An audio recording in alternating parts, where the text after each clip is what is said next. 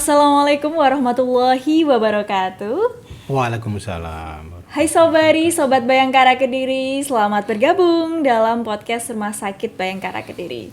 Semoga Sobari semua selalu dalam keadaan sehat dan baik ya. Nah, di episode kali ini kita akan berbincang kembali mengenai topik kesehatan jiwa dengan tema yang menarik nih, yaitu flexing dan kesehatan mental. Nah, mungkin masih banyak dari kita yang masih asing dan belum mengenal istilah flexing.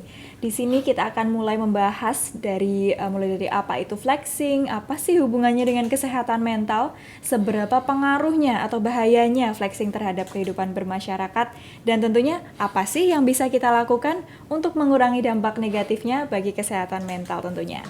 Pasti sudah pada penasaran, jadi kita langsung saja untuk menjawab semua pertanyaan tadi dan menggali lebih dalam mengenai fenomena flexing ini. Kita akan dengarkan langsung oleh ahlinya nih. Sudah bergabung bersama kita narasumber yang luar biasa dan pastinya sudah tidak asing lagi karena Sobari semua pasti sudah pada kenal nih. Beliau adalah dokter spesialis di Klinik Psikiatri Rumah Sakit Bayangkara Kediri. Kami aturkan selamat bergabung kepada Komisaris Besar Polisi Purnawirawan Dr. Roni Subagio, spesialis kedokteran jiwa konsultan. Selamat siang Dr. Roni. Selamat siang, Assalamualaikum warahmatullahi wabarakatuh Mbak Oli. Waalaikumsalam. Apa kabar dokter? Alhamdulillah baik, sehat-sehat. Alhamdulillah. Belum melakukan flexing. Belum melakukan flexing. Baik, Dr. Roni terima kasih sebelumnya sudah bersedia hadir di tengah kesibukannya. Pasien Dr. Roni yang luar biasa banyak sekali, tapi dokter tetap bersedia hadir sebagai narasumber dan berbagi ilmu tentunya bersama kami. Semoga podcast ini nantinya bermanfaat ya dok, bagi para pendengar Sobat Bayangkara Kediri. Insyaallah. Baik, Dr. Roni, kita hari ini berbicara mengenai flexing ya dok, istilah flexing dok. Nah, sebelum kita masuk ke pertanyaan-pertanyaan sudah berterkumpul melalui media sosial dok, boleh dijelaskan dulu dokter, flexing itu apa dok? Dari definisinya dari ilmu kedokteran kejiwaan itu seperti apa? Ya, terima kasih Mbak Olive.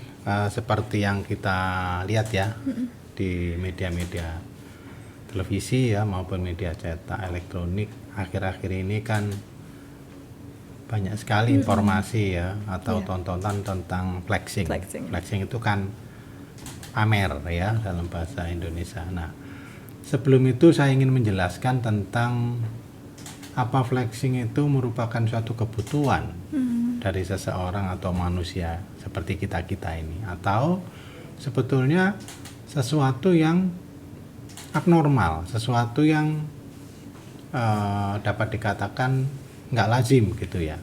Nah, untuk itu saya akan jelaskan dulu tentang kebutuhan daripada manusia termasuk kita-kita ini ya.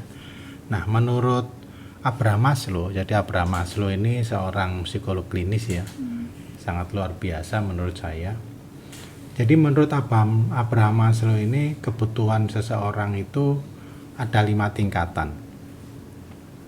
Dan 5 tingkatan ini sesuatu yang ideal untuk dicapai ya, sesuatu yang ideal untuk bisa dilakukan oleh setiap manusia.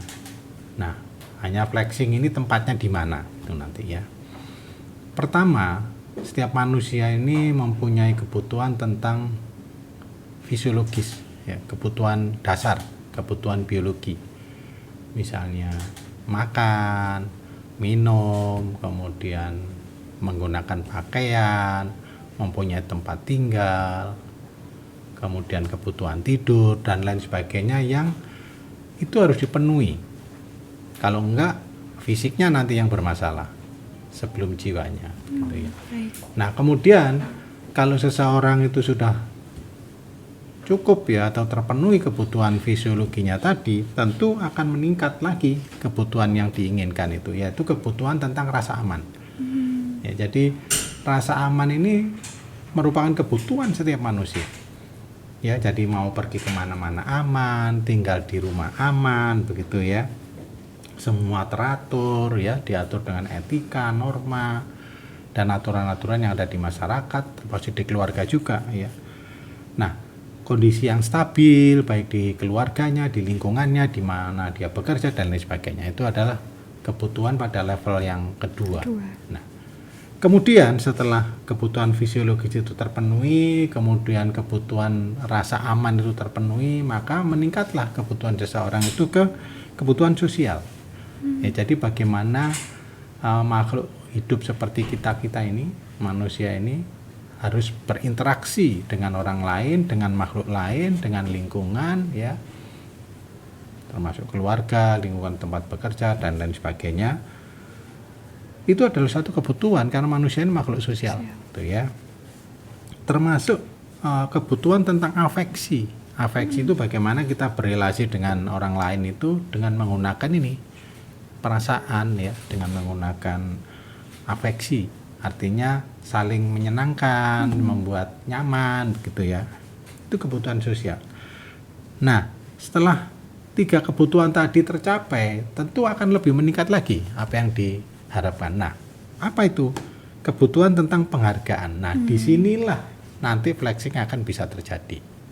Ya, jadi keempat ini ya, Dok, ya? Ya, di keempat ini kebutuhan penghargaan ini kan sebetulnya kebutuhan ego, ya. Bagaimana seseorang itu ingin diperhatikan orang lain, bagaimana seseorang itu ingin menjadi pusat perhatian, bagaimana seseorang itu ingin dipuji orang lain. Ini adalah suatu kebutuhan psikologis, ya. Dan itu setiap manusia itu pasti seperti itu. Yang membedakan itu hanya derajatnya saja, kadarnya saja. Seberapa besar sih seseorang itu ingin dipuji orang, seberapa besar sih seseorang itu ingin diperhatikan orang, mendapat perhatian. Itu yang berbeda setiap orang. Tapi itu suatu kebutuhan. Ya namanya kebutuhan, kalau tidak terpenuhi ya nggak enak, ya nggak nyaman gitu rasanya. Nah, misalnya tentang status, ya. Jadi setiap orang itu tentu ingin mempunyai statusnya sebagai apa, perannya apa, begitu ya. Kemudian tanggung jawab, reputasi, ya. Kemudian pencapaian, apa sih selama ini yang sudah kita capai, yang sudah seseorang itu capai. Termasuk tentang hal-hal yang membuat seseorang itu mempunyai apa ya, prestis, ya, prestis. Nah, disinilah flexing itu mulai muncul. Apalagi orang-orang dengan gangguan kepribadian tertentu, wah gampang sekali, ya. Nah, kalau ini dapat dikontrol dengan baik karena egonya cukup matang, egonya cukup dewasa, sehingga kebutuhan tentang penghargaan ini betul-betul proporsional, gitu ya. Bukan di setiap tempat dia mau dihargai, di setiap kesempatan dia mau dipuji, enggak seperti itu, ya. Nah, kalau ini bisa dikontrol dengan baik, ya insya Allah flexingnya ini dalam tanda kutip masih normal, gitu ya. Nah, setelah itu terlewati, sebetulnya kebutuhan yang paling tinggi itu adalah aktualisasi diri. Jadi itu sebetulnya puncak kebutuhan, ya. Jadi kalau seseorang itu sudah bisa mengaktualisasikan dirinya di dalam kehidupannya, itu yang paling oke. Dan itu seharusnya seperti itu yang ideal. Ya tentu aktualisasi diri ini tergantung dari kemampuan, ya, kompetensi dan peran masing-masing. Bukan berarti kalau misalnya tingkat pendidikannya tinggi, aktualisasinya dirinya enggak seperti itu. Tergantung kompetensinya dia apa, perannya apa. Nah, kalau dia bisa menjalankan itu dengan baik, berarti aktualisasi dirinya, kebutuhan aktualisasi dirinya tercapai. Gitu. Baik. Nah, yang flexing inilah yang di penghargaan tadi itu. Nomor 4 kira-kira tadi, begitu, Dok. ya. Baik, terima kasih dokter. Nah, kemudian baik, lalu seseorang ini, Dok, bisa sampai dikatakan flexing itu. Tadi kan dokter sebutkan atau flexing yang abnormal ini, Dok. Kita bicara tentang flexing yang tidak bisa dikontrol. Itu ciri-cirinya bagaimana ya, Dok? Kalau sekedar pamer liburan atau lagi makan-makan gitu, apa sudah termasuk flexing, dokter? Ya, artinya kata flexing itu kan artinya kan pamer, ya. Ya. Tapi kan kalau itu proporsional kan menjadi kesannya itu mempunyai ciri-ciri narsisistik, begitu ya. Nah, kalau sudah dapat flexing yang memang betul-betul sudah patologis, ya, kalau saya boleh bilang begitu, itu sudah sangat berlebihan. Apapun yang dia lakukan dipamerkan, apapun yang dia punya dipamerkan, apapun yang dia mampu dipamerkan, ditunjukkan ke masyarakat itu, ya, secara umum tentu melalui media sosial yang dia punya, ya. Baik. Misalnya dia punya Facebook, punya IG, punya Twitter, punya apa lagi? Sekarang TikTok gitu dok. TikTok, di-share di TikTok gitu ya, Diposting, diposting atau di-share di TikTok ya. Punya LAN gitu ya, semua di-share itu. Apa yang dia punya, apa yang dia lakukan, apa yang dia mampu, di-share semuanya. Dan itu tampak sangat berlebihan. Gitu ya. Ya sekali waktu namanya orang ya pingin lah seperti yang saya sampaikan tadi ya, dilihat orang, dipuji orang gitu. Itu hanya dalam hal tertentu yang bersifat proporsional gitu. Kalau sudah berlebihan ya itu namanya flexing. Baik. Nah, kemudian dok, jadi kepo ini faktor penyebabnya yang menyebabkan bisa sampai gemar melakukan pamer yang berlebihan atau flexing yang abnormal tadi itu, penyebabnya kira-kira faktornya apa saja ya dok? Sangat mungkin itu karena personality ya, karena kepribadian ya. Selain pengaruh dari lingkungan. Ya, jadi selain pengaruh lingkungan itu kepribadian juga mempengaruhi.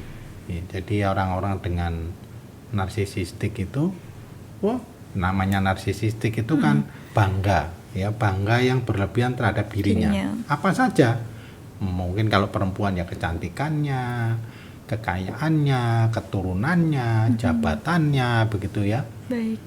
Itu yang dia pamerkan gitu. Dan tujuannya apa? Ya tadi, untuk mendapatkan pujian dari orang lain, untuk mendapatkan perhatian. Itu yang dia inginkan gitu.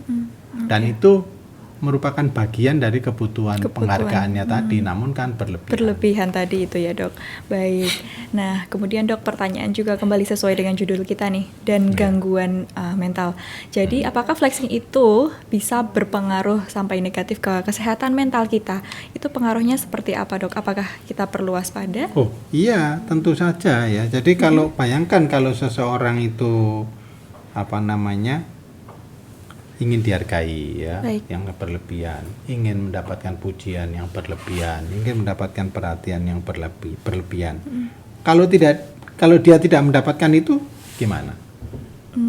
Ya kan pasti ada perasaan tidak nyaman. Dan itu kalau berlangsung terus-menerus ya akan berakibat pada gangguan jiwa atau gangguan mental, antara lain depresi misalnya. Baik. Karena seseorang yang ingin mendapatkan pujian, ingin mendapatkan perhatian, tahu-tahu misalnya tidak mendapatkan itu semua. Nah, itu yang membuat dia menjadi putus asa. Menjadi apa yang dia lakukan sepertinya tidak mendapatkan respon yang diharapkan. Baik. Coba kalau dia pamer di IG, kemudian di IG tidak ada yang komen gitu. Ngapain pamer gitu ya. Baik, jadi bisa menjadi awal-awal atau mungkin tanda gangguan kepribadian lain ya dok? Iya, jadi sebetulnya gangguan kepribadian sendiri itu kan sebetulnya bibit atau faktor resiko untuk mengalami gangguan jiwa. Jadi itu salah satu faktor resiko. Baik. Jadi awalnya dari dia tidak mendapatkan itu kebutuhan itu tadi ya dok ya, yang karena berlebihan otomatis dia merasa depresi, putus asa, dan bisa merambat ke yang gangguan lainnya. Wah baik, berarti bisa meluas ya dok. Namanya flexing kan pengen dilihat, pengen dipuji. Dari hal itu dampaknya sangat luas sekali ternyata. Kalau ternyata dia tidak mendapatkan itu, tidak ada respon, ya orang jadi putus asa toh. Iya benar, baik dokter. Nah berarti sebegitu membahayakannya ya dok, bisa sampai mengakibatkan gangguan kepribadian atau gangguan mental. Nah kemudian dok, untuk penata laksanaannya sendiri dok, untuk kasus flexing ini apakah cukup dengan konseling atau bisa sampai pemberian obat atau terapi menurut pengalaman dokter? Iya, jadi kalau masih dalam taraf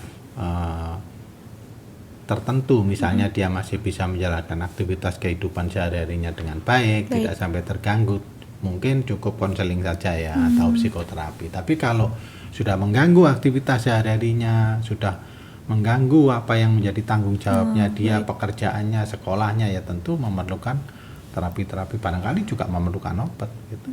Baik, tergantung dari derajatnya tadi ya dok ya. Derajat gangguannya seperti apa. Baik, terima kasih dokter.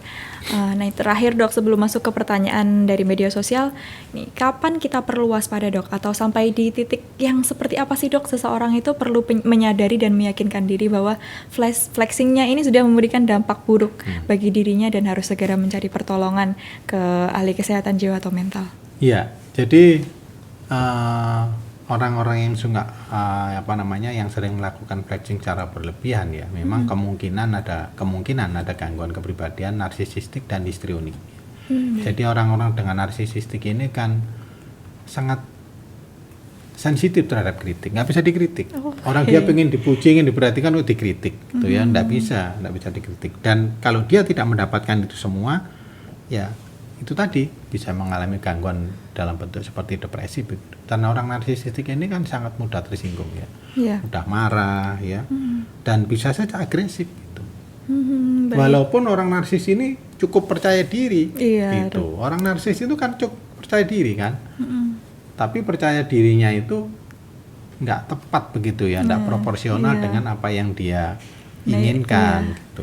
Nah itu seringkali tidak menyadari gitu dok, karena dia kan merasa fine saja, nyaman dan percaya diri gitu dok. Biasanya memang orang lain atau lingkungannya yang membuat yang dibuat tidak nyaman begitu. Yang bersangkutan sih egosintonik ya, artinya apa yang dia alami itu, apa yang dia lakukan itu egonya bisa menerima, karena itu kebutuhan egonya tadi di penghargaan tadi begitu.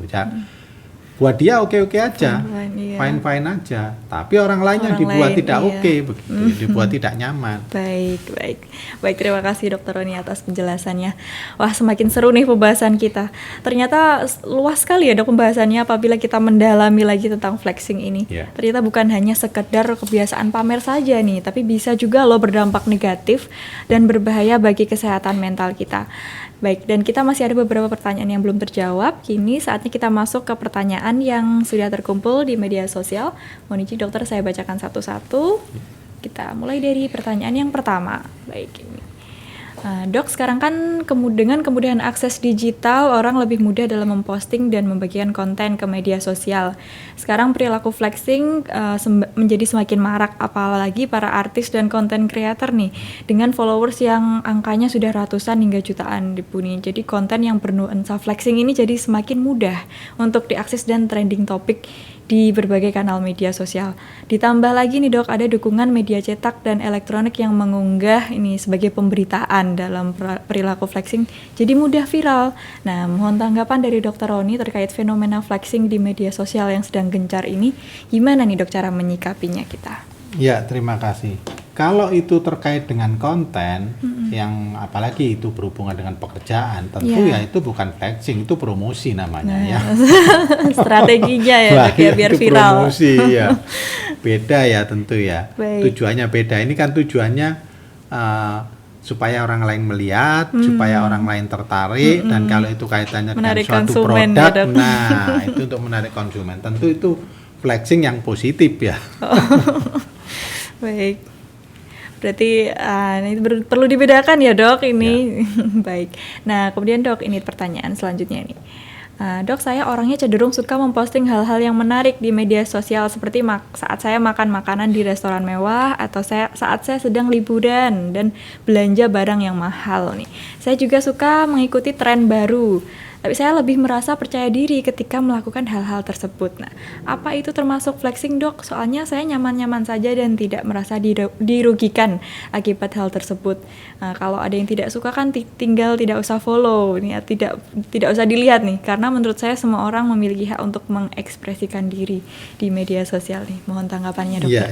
Iya, tentulah semua orang itu tadi di depan sudah saya sampaikan bahwa setiap orang itu pasti ya sedikit banyak itu ingin dipuji orang lain, ingin dilihat, ingin menjadi perhatian. Namun kalau itu sudah tidak proporsional lagi, ya tentu itu sudah artinya flexing yang sudah di luar sudah nggak proporsional gitu. Nah, apalagi kalau nge-share-nya itu di beberapa media yang dia punya, semuanya di-share. Sekarang untuk apa sih kita nge-share kita makan di restoran mahal? Untuk apa gitu? Kalau misalnya itu untuk diketahui oleh saudara, oleh teman, itu kan kita bisa japri istilahnya ya, bisa langsung aja. Aku lagi di sini gitu. Ya. Kan nggak perlu di-share pada seluruh dunia tahu gitu kita berenang di kolam renang di atas hotel misalnya, kan nggak perlu. Tapi dalam situasi tertentu oke lah itu, selama itu tidak dilakukan secara terus-menerus gitu. Sampai mengganggu. Iya. Kalau itu dilakukan terus-menerus, semua aktivitas yang dalam tanda kutip menunjukkan sesuatu yang kemewahan begitu ya. Baik. Yang orang lain tidak mampu, aku loh yang bisa, orang lain tidak punya, aku loh punya, misalnya begitu. Nah, baik. itu yang saya kira juga kurang baik juga begitu ya. Mengganggu kehidupan bermasyarakat dan sosialnya dia juga ya, Dok, sampai seperti Dan belum itu. tentu orang semua memuji kan. Iya. Bisa malah sebaliknya gitu. Nah, itu yang perlu diwaspadai. Baik, terima kasih dokter.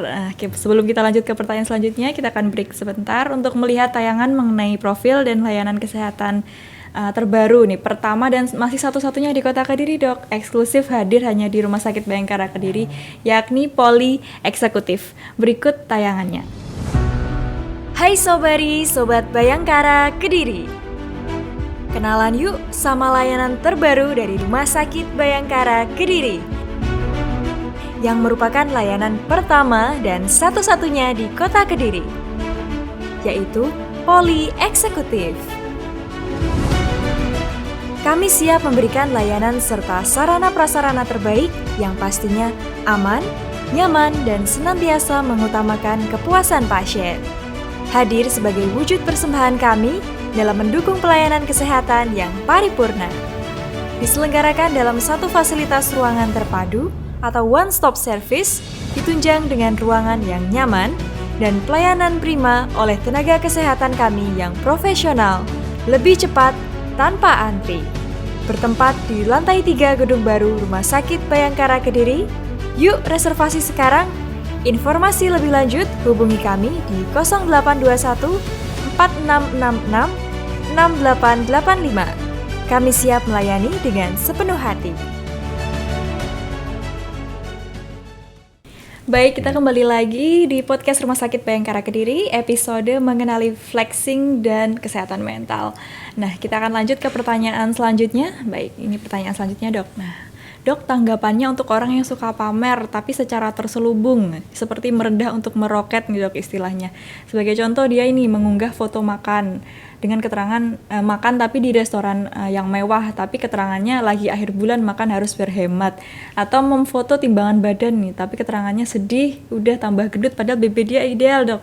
Nah, membuat orang yang membaca itu risih, Dok. Nah, masa iya sih mereka melakukannya dengan tidak sadar, Dok, gitu? Dan apa itu bisa termasuk flexing gitu? Ya, jadi intinya begini, kalau flexing itu kan memang punya tujuan ya, supaya orang lain, orang kebanyakan itu memuji kita ya. Mengatakan wah hebat ya, menjadi pusat perhatian.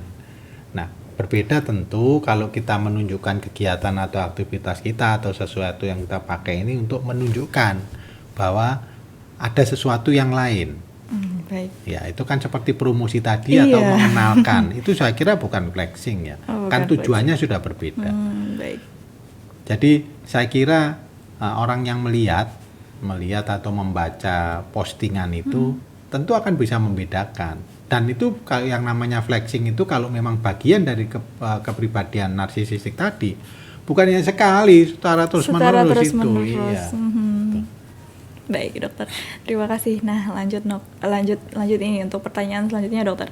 Dokter Roni, apa benar kalau perilaku flexing itu tanda orang kurang percaya diri? Nah, lalu bagaimana cara menyikapi rasa kurang percaya diri atau insecure, Dok, jika di tengah gemburan media sosial ini yang isinya membuat kita semakin insecure jika melihatnya? Ya, kalau flexing yang sebenarnya itu orangnya justru malah percaya diri ya.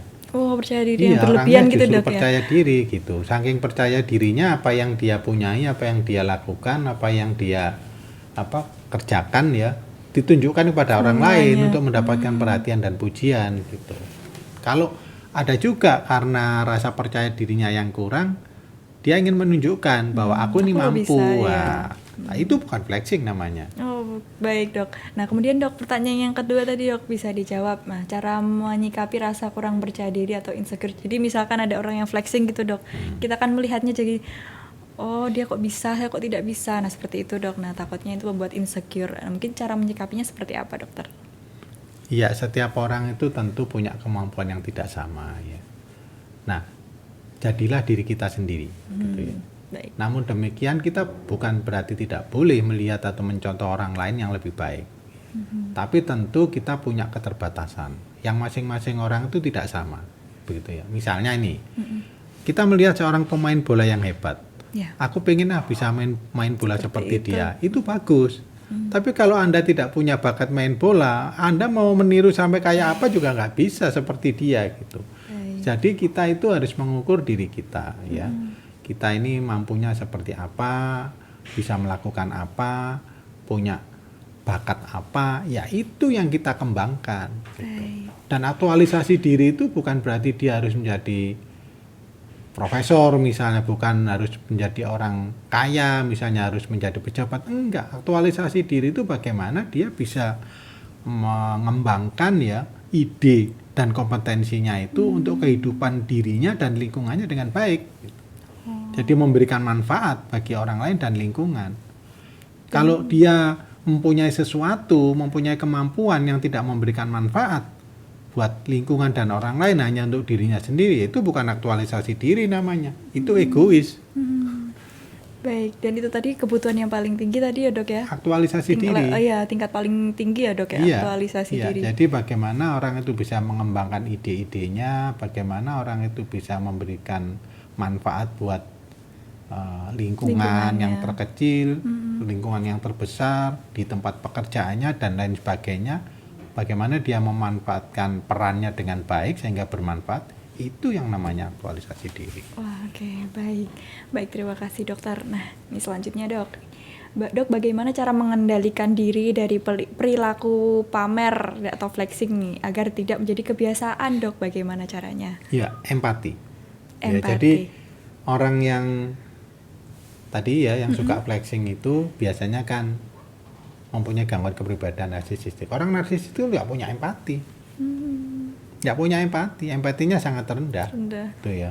Nah kalau orang itu empatinya rendah, emang gue pikirin mau ada orang teriak-teriak karena kesakitan, mau ada orang kelaparan karena nggak bisa makan, emang gue pikirin.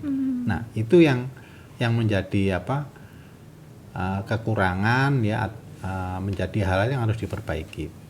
Baik. Jadi empati itu rendah sekali pada mereka-mereka yang suka flexing itu. Mereka kan nggak pernah melihat di luar sana banyak orang yang sangat kekurangan. Kita makan di restoran mewah, kita pamerkan, ya kan? Di sana banyak orang yang pakai baju rusak, jelek begitu ya. Kita pakai baju bagus, harganya jutaan. Mana empatinya? Itu yang namanya flexing. Baik, caranya dengan menumbuhkan rasa empati tentunya. Betul ya dok. Sekali. Ya, kalau orang itu empatinya baik, pastilah proporsional.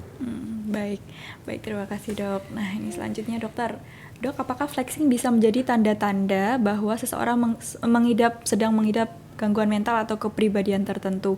Dalam ilmu kejiwaan, gangguan apa saja yang bisa ditandai oleh perilaku flexing dok? Contohnya seperti apa? Ya, pertama yang narsisistik tadi, ya. Kemudian histrionik.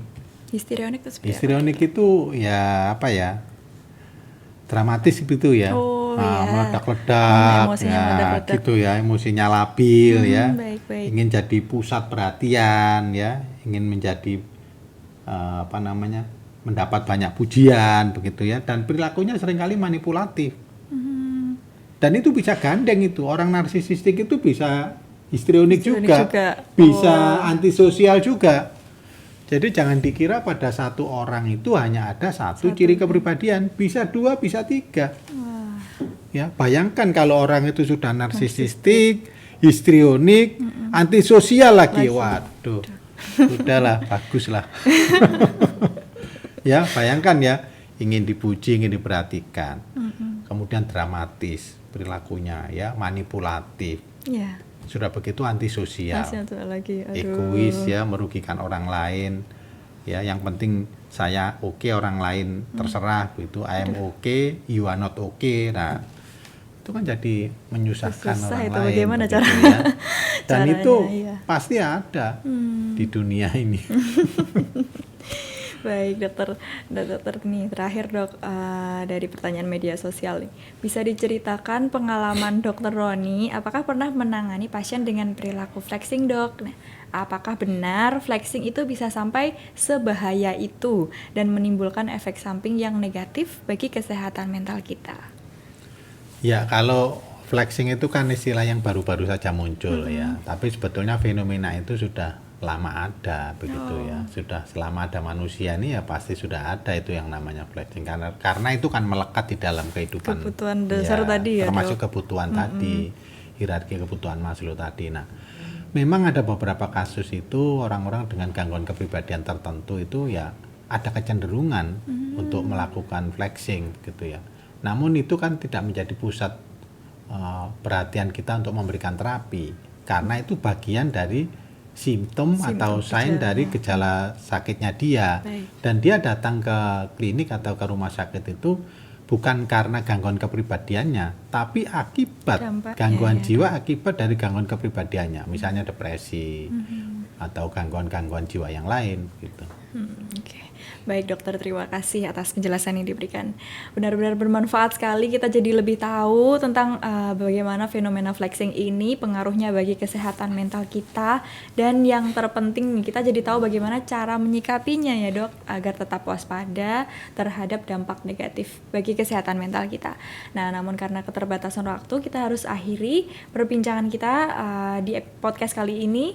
Nah, sebelum kita tutup nih dok, mungkin dari Dr. Roni ada tambahan atau pesan-pesan untuk teman-teman Sobari yang mendengarkan, terutama mengenai topik flexing dan kesehatan mental ini. Ya, terima kasih. Jadi flexing ini adalah fenomena yang baru ya, baru menyeruak sekarang ini ya, akhir-akhir ini karena beberapa kasus yang bisa kita lihat di media sosial. Nah, sekali lagi ya, namanya manusia hidup itu kita kan tidak sendirian ya. Kita itu tergantung dengan orang lain dan lingkungan. Maka empatilah ya, mengembangkan empati itu akan mengurangi itu semua. Begitu ya. Kemudian bagaimana bisa mencegah seseorang atau remaja ya atau kalangan muda itu tidak melakukan seperti itu? Tentu pola asuh. Jadi pola asuh yang 3L itu harus kita lakukan ya sebagai orang tua. Jadi 3L itu artinya love, limitation, and letting to grow up. Jadi setiap anak itu harus mendapatkan cinta kasih sayang dari orang tuanya, dari keluarganya. Namun demikian bukan hanya cinta kasih sayang saja yang diberikan, tapi harus diberikan batasan-batasan ya, aturan-aturan yang mana boleh, mana tidak boleh, mana baik, mana tidak baik gitu ya. Itu harus diterapkan sejak anak-anak masih kecil ya. Nah, yang ketiga, berilah anak itu untuk tumbuh dan berkembang sesuai dengan kemampuannya. Jangan karena dibatasi kemudian anak itu mau melakukan sesuatu yang mengembangkan tentang kepribadiannya kemudian tidak boleh ya, mau ke sana nggak boleh, mau begini nggak boleh, mau ke sini nggak boleh. Nah, tentu menjadi tidak lengkap itu 3L tadi 3L itu. Nah, diharapkan kalau 3L itu bisa dilaksanakan secara proporsional, maka di masa depannya dia, maka empatinya akan menjadi lebih baik. Dan empati itulah yang akan ngontrol supaya dia tidak menjadi gangguan kepribadian tertentu yang salah satu dampaknya ya suka flexing tadi. Baik, saya kira itu ya. Baik, terima kasih banyak Dr. Roni. Sebagai informasi penutup nih bagi para pendengar yang ingin berkonsultasi langsung dengan Dr. Roni terkait masalah kesehatan jiwa, bisa langsung datang ke klinik psikiatri Rumah Sakit Bayangkara Kediri. Beliau praktek di hari Rabu, Kamis, Jumat jam 9 pagi. Baik, dokter, terima kasih banyak. Sama-sama. Sudah bersedia hadir. Semoga podcast episode kali ini dapat bermanfaat ya dok. Amin, insya Allah seperti itu ya. Amin, dan dapat langsung diaplikasikan Sobat Bayangkara Kediri masing-masing dalam rangka menjaga kesehatan kita, bukan hanya fisik, tentunya kesehatan jiwa juga sama pentingnya. Baik, akhir kata mewakili panitia yang bertugas, kami pamit undur diri. Sampai jumpa di podcast Rumah Sakit Bayangkara Kediri selanjutnya. Salam sehat, selamat melanjutkan aktivitas. Wassalamualaikum warahmatullahi wabarakatuh. Waalaikumsalam warahmatullahi wabarakatuh.